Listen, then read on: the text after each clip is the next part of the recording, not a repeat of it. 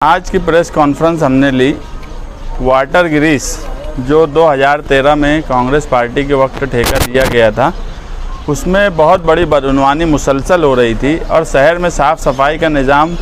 बहुत ज़्यादा दिन ब दिन ख़राब से ख़राब तर होता जा रहा था। मगर वाटर ग्रिस का जो बजट है या उनकी जो मंथली इनकम है वो बढ़ती जा रही थी और शहर में साफ़ सफाई का निज़ाम ख़राब होता जा रहा था। इसके लिए हम लोग 2015 से लड़ाई लड़ रहे हैं कि वाटर ग्रिस का ठेका रद्द किया जाए।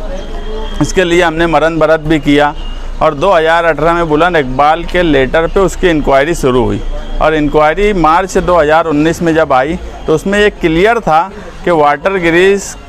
ने अपने तमाम शराइत को पूरा नहीं किया है और साफ़ सफाई का निज़ाम उसकी वजह से मालेगांव में बेहतर नहीं है, इसलिए उसका ठेका प्रोसीजर से रद्द कर देना चाहिए। मगर पीछे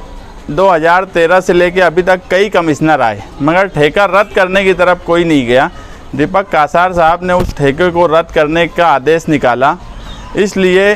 हम आज की प्रेस कॉन्फ्रेंस में उनको बधाई भी देते हैं कि उन्होंने एक शहर के देरीना ख्वाब को पूरा किया और एक अच्छा काम किया। अगर कोई ऑफिसर गलत काम करता है तो हम उसकी निशानदही भी करते हैं, मगर अगर वो कोई अच्छा काम करे तो उसको भी बोलना चाहिए। इसलिए आज की प्रेस कॉन्फ्रेंस इसलिए भी बहुत ज़रूरी थी कि ये शहर में